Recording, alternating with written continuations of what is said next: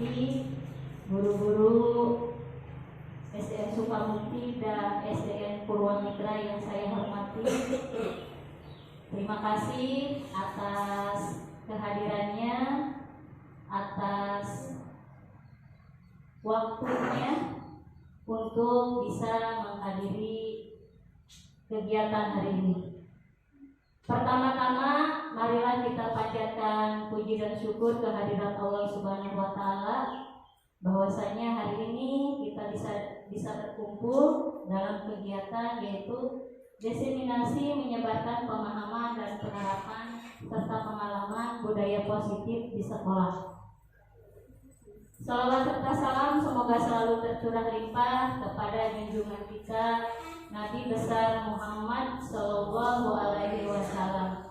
Semoga sampai kepada keluarganya, kepada para sahabatnya, dan kita selaku umatnya, dan mudah-mudahan kelak di yaumil akhir kita mendapatkan syafaatnya dan diakui sebagai umatnya. Amin amin ya Allah ya Rabbal Alamin.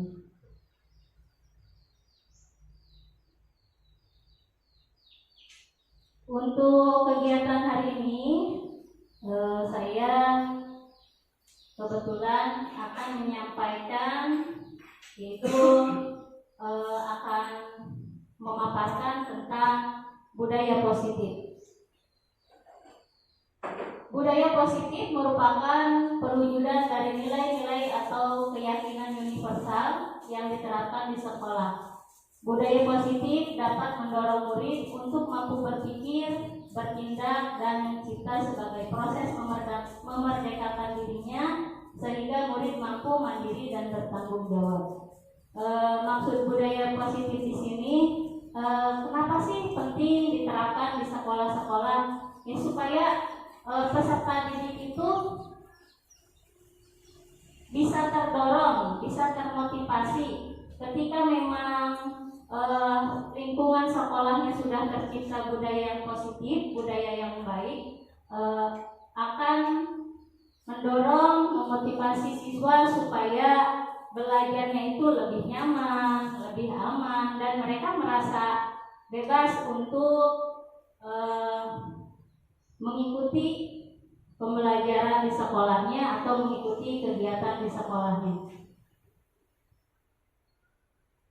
Kemudian dari budaya positif ini ada beberapa konsep inti, yaitu pertama yaitu perubahan paradigma belajar, kedua disiplin positif, ketiga kebutuhan dasar manusia, keempat motivasi perilaku manusia, kelima posisi kontrol guru, keenam keyakinan kelas, dan ketujuh segitiga restitusi. Jadi dari budaya positif ini terdapat beberapa inti yang memang ini harus dikembangkan atau disebarkan di lingkungan sekolah.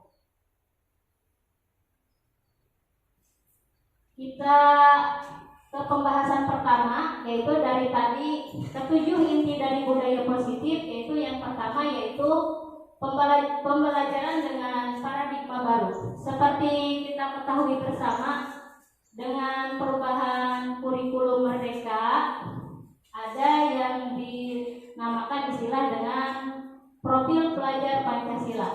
Nah, di sini di pembelajaran dengan paradigma baru, yaitu merupakan pembelajaran yang dirancang berdasarkan prinsip pembelajaran diferensiasi, sehingga para peserta didik belajar sesuai dengan kebutuhan berdasarkan tahap perkembangan sesuai teori psikologi modern untuk mewujudkan profil pelajar Pancasila.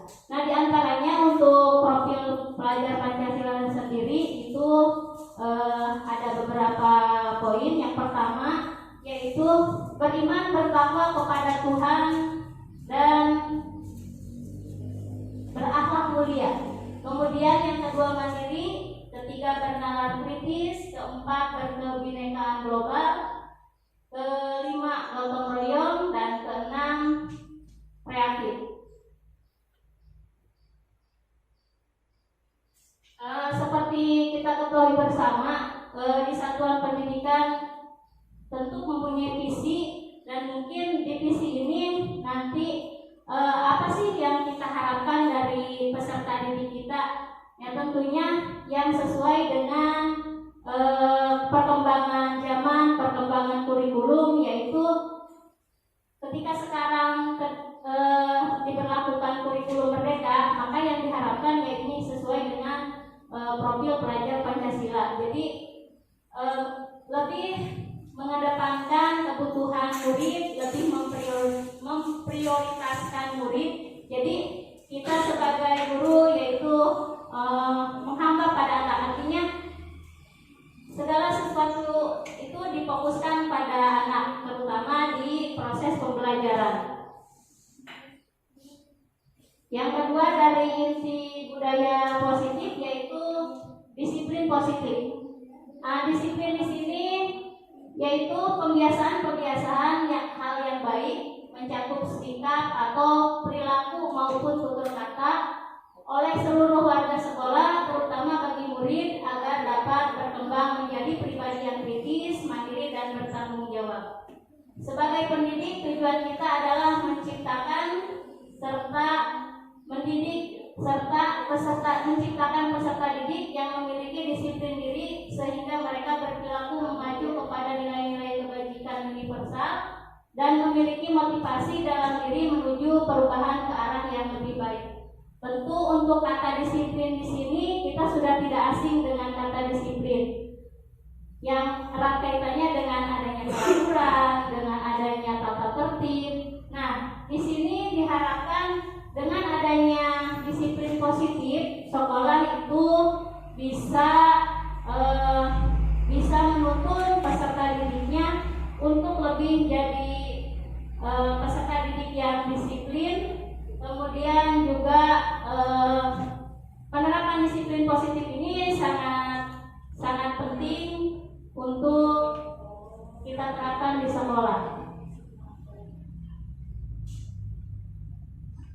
Yang ketiga dari konsep inti budaya positif yaitu kebutuhan dasar manusia. Kebutuhan dasar manusia merupakan sesuatu yang kita lakukan untuk mendapatkan apa yang kita inginkan.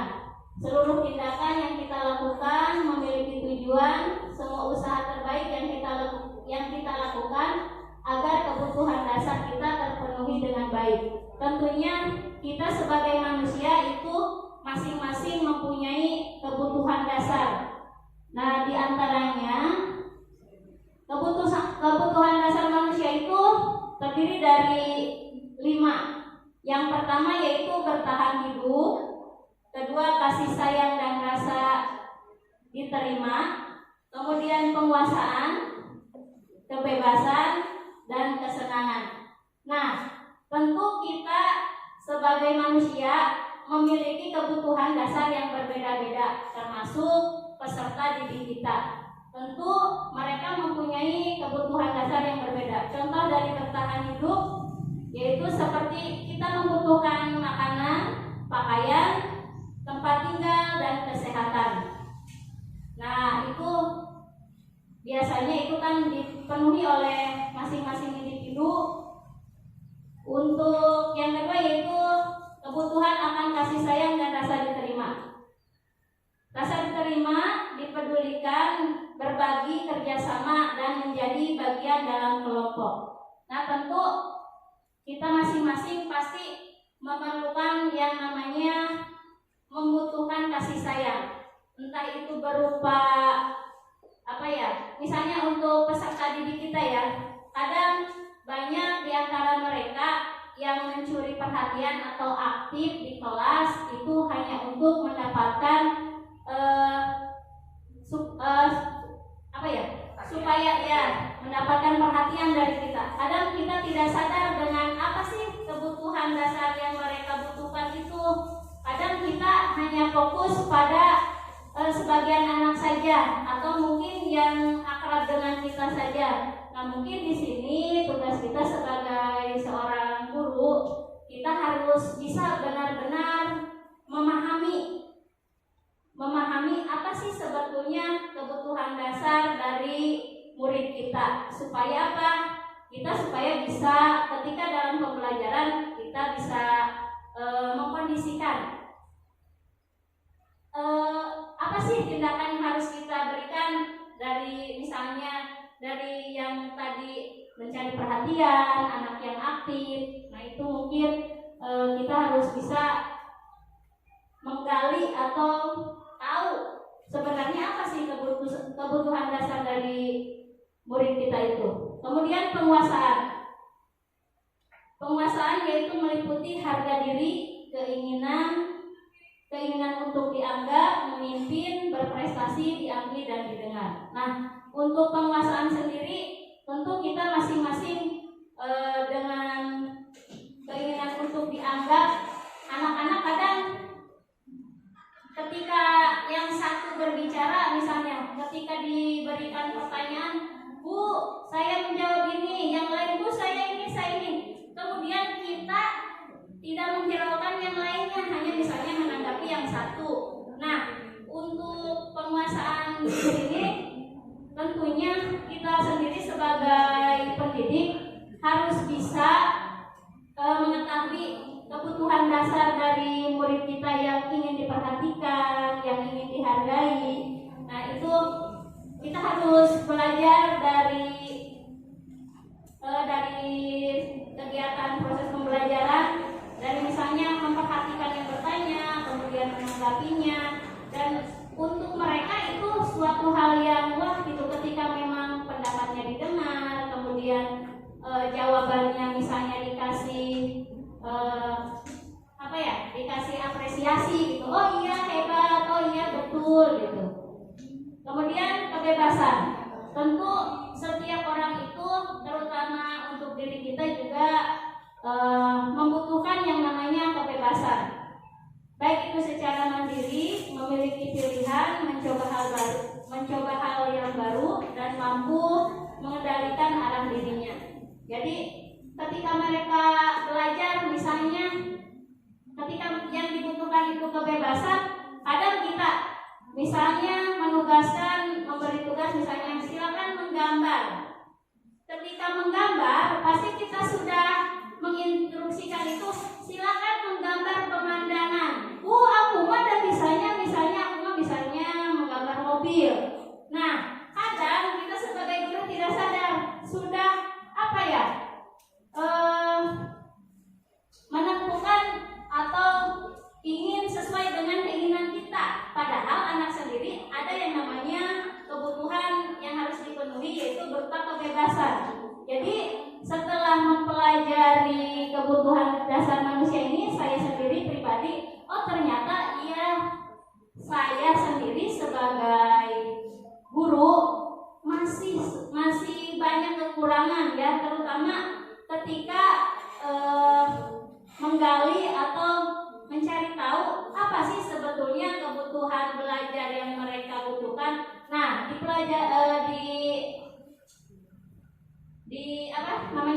kurikulum Merdeka ini, nah di sini kan anak-anak bebas untuk belajar sesuai dengan kebutuhan yang diharapkan. Ya, jadi di sini kita sebagai guru dari awal pembelajaran itu harus tahu apa sih sebetulnya yang mereka butuhkan. Tentu antara murid yang satu dengan yang lainnya itu berbeda. Tapi kadang kita secara tidak sadar disamaratakan gitu. Oh iya, ini pasti semuanya bisa, ternyata tidak. Kemudian juga yang kelima yaitu kesenangan, yaitu berupa bermain, humor, antusias dan tertawa. Nah, di sini kita ketahui bersama untuk tingkatan usia anak SD itu memang usia yang memang suka bermain, kemudian juga bercanda.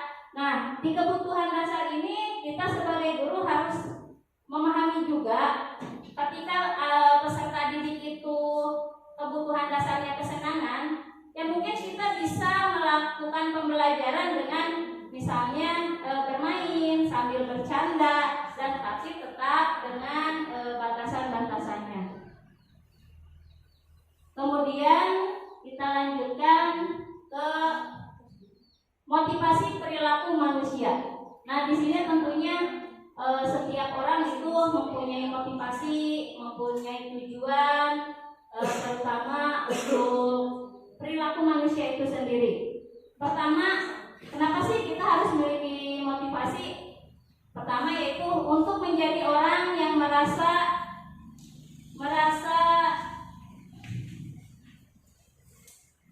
untuk menjadi orang yang mereka inginkan dan menghargai diri sendiri dengan nilai-nilai yang mereka percaya. Kemudian untuk menghindari ketidaknyamanan atau hukuman. Kemudian untuk mendapatkan imbalan atau penghargaan dari orang lain. Selanjutnya, dari motivasi perilaku manusia itu sendiri tentu ada beberapa, yaitu yang disebut hukuman, kemudian konsekuensi, kemudian juga ada restitusi. Dari hukuman sendiri itu biasanya ketika memang di sekolah diberlakukan misalnya peraturan, tata tertib. Nah biasanya itu kita memperlakukan yang namanya hukuman. Hukuman itu ternyata diberikan secara tidak terencana atau tiba-tiba. Kemudian murid tidak tahu apa yang akan terjadi, kemudian bersifat satu arah dan hukuman itu bisa berupa hukuman fisik ataupun psikis. Jadi ketika misalnya salah satu dari peserta didik atau anak-anak yang melanggar, kadang kita secara tidak sadar, misal kamu datang terlambat, silakan kamu berdiri di depan kelas, angkat kaki kamu. Nah, itu mungkin yang dinamakan dengan hukuman. Jadi secara tiba-tiba diberikan, kemudian juga sebetulnya murid tidak tahu untuk apa sih saya diberi hukuman. Nah, gitu. Kemudian konsekuensi. Untuk konsekuensi sendiri itu terencana, artinya karena memang sudah ada dulu semacam keyakinan kelas atau kesepakatan kelas. Jadi ketika melanggar, murid tahu konsekuensinya. Kemudian yang ketiga yaitu restitusi. Restitusi yaitu proses menciptakan kondisi bagi murid untuk memperbaiki kesalahan. Kemudian proses kolaboratif yang mengajarkan murid untuk mencari solusi dari masalahnya itu sendiri. Jadi dengan restitusi ini, jadi murid diajarkan untuk mencari solusi dari masalahnya sendiri. Misalnya ada salah satu anak yang misalnya datang terlambat. Nah, ketika datang terlambat, pasti guru bertanya, kenapa? Kadang tidak kenapa dulu ya. Kamu terlambat gitu kan? Kenapa kamu terlambat? Kadang kita secara tidak langsung terlambat terus. Kapan sih bisa misalnya tepat waktu? Nah gitu. Tanpa kita sadar ternyata itu bukan salah satu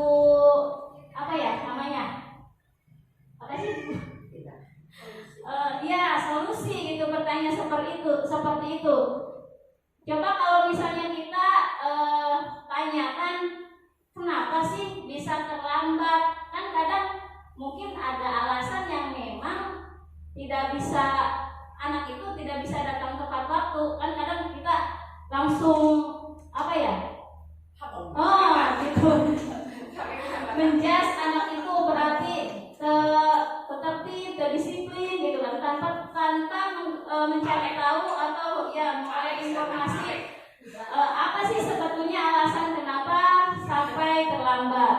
Nah mungkin ini untuk diri saya pribadi juga ini mencari kadeuing alhamdulillah ketika memang tergerak asalnya saya juga tidak tergerak mengikuti program guru penggerak ini, tapi kebetulan ada rekan saya Bu Ai yang ketika melakukan kegiatannya, ternyata banyak hal yang bisa disebarkan, banyak hal yang positif bisa diterapkan di sekolah, terutama untuk misalnya di proses pembelajaran ketika ada permasalahan-permasalahan di sekolah, ternyata dampak baiknya itu banyak gitu. Cuma kadang kita pemikiran kita itu stuck gitu. Saya orang mah cukup terkudu jadi guru penggerak dan yang lainnya. Tapi alhamdulillah di sini jadi terbuka, walaupun belum secara sepenuhnya saya mengerti alurnya seperti apa, tapi yang saya rasakan sendiri di sini sudah ada gitu ya, terutama yang minimal untuk diri saya dulu lah pribadi, yang mungkin imbasnya ya semoga bisa menular ke rekan guru yang lain gitu kan, untuk pembelajaran juga jadi lebih baik. Nah mungkin itu. Jadi di restitusi ini anak disuruh mencari solusi sendiri, tapi tetap dengan istilahnya bimbingan kita. Mungkin dengan mulai beberapa tahapan pertanyaan-pertanyaan, mengarahkan anak ketika anak itu salah, sampai dia itu sadar, oh iya saya itu salah, apa sih yang bisa diperbaiki oleh saya. Mungkin itu diantaranya.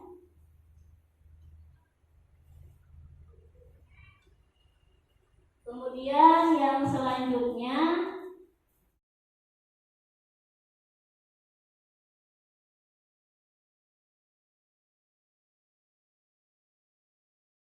Assalamualaikum warahmatullahi wabarakatuh. Salam sejahtera buat kita semua. Perkenalkan, saya Nurhayati, CGP Angkatan 10, Kecamatan Kalijati, Kabupaten Subang. Kali ini saya akan berbagi praktik baik, yaitu penerapan segitiga restitusi di sekolah. Kali ini saya akan membahas satu kasus dan menyelesaikannya bersama anak yang melakukan pelanggaran di sekolah. Selamat siang Akila, gimana kabarnya hari ini? Baik, iya. Ini tadi Ibu dapat laporan, katanya tadi temannya Fatimah nangis sama Akila. Betul nggak? Kenapa? Katanya tadi Akila katanya mengejek orang tuanya, katanya sampai-sampai Fatimah itu nangis. Nah, menurut Akila itu baik gak sih membuat temannya menangis? Tidak. Nah, sebaiknya harusnya bagaimana? Meminta maaf. Akila bisa nggak memperbaiki kesalahan Akila? Bisa. Dengan cara apa tadi?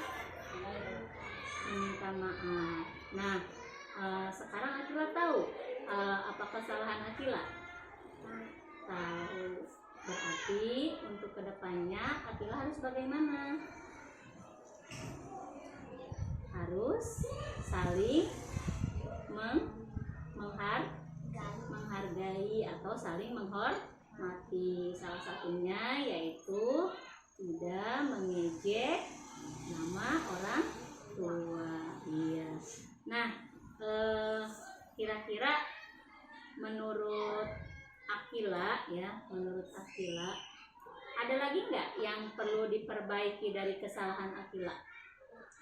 Ada apa kira-kira?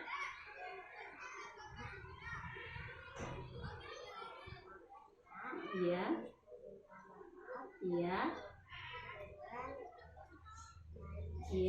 Kepada siapa? Iya, kepada Fatimah. Nah, tentunya ketika Akila sudah tahu, berarti Akila ada upaya untuk memperbaiki kesalahannya, ya, yaitu dengan meminta maaf.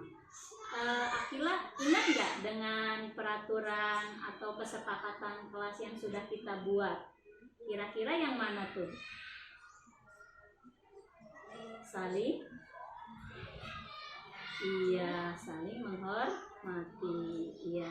Nah, berarti untuk kedepannya Akila harus melaksanakan kesepakatan kelas yang sudah kita sepakati bersama, ya. Di antaranya harus saling menghormati. Terima kasih Akila sudah mau bekerja sama. Akila boleh kembali ke kelas? Silakan.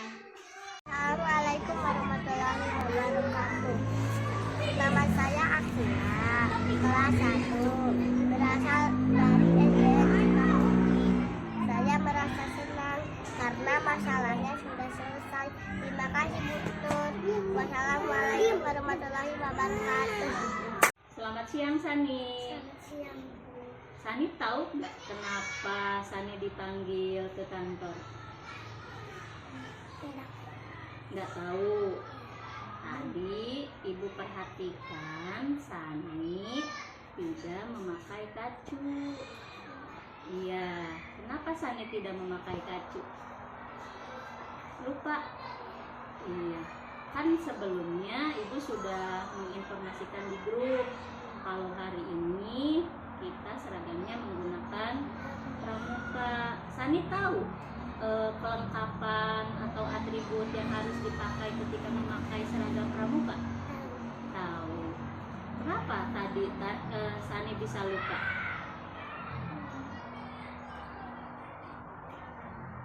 Kenapa? Enggak kenapa-kenapa. Apakah mamanya tidak menyiapkan alat-alatnya, peralatannya? Menyiapkan. Terus kenapa kacunya nggak dipakai? Kelupaan, ketinggalan di rumah atau bagaimana? Oh iya, Sani tahu nggak kira-kira perbuatan yang sudah Sani lakukan itu benar apa salah? Menurut Sani kan nggak pakai kacu nih. Menurut Sani itu benar apa salah? Salah. Harusnya gimana? Harusnya pakai kacu, harusnya atributnya dilengkapi. Kira-kira Sani bisa nggak memperbaiki kesalahan Sani? Bisa. Dengan cara apa? Diperbaikinya dengan cara apa? Nanti Sani berarti ketika menggunakan seragam pramuka lagi, berarti Sani atributnya harus lengkap. Harus menggunakan apa? Iya, harus menggunakan kacu. Berarti Sani sudah tahu ya apa yang harus diperbaiki oleh Sani. Iya. Sani tahu nggak kesepakatan kelas kita yang sudah kita buat? Kalau misalnya Sani tidak menggunakan kacu, berarti itu masuk ke mana tuh? Kesepakatan kelas yang mana?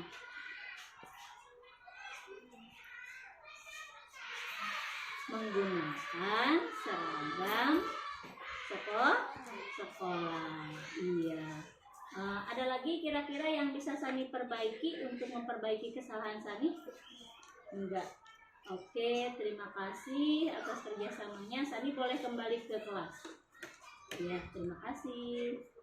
Assalamualaikum warahmatullahi wabarakatuh. Nama saya Sani dari kelas 1 SDN Sukamukti. Iya, ini saya merasa senang karena masalahnya sudah selesai. Makasih Bu Nur. Assalamualaikum warahmatullahi wabarakatuh. Assalamualaikum warahmatullahi wabarakatuh. Salam sejahtera buat kita semua.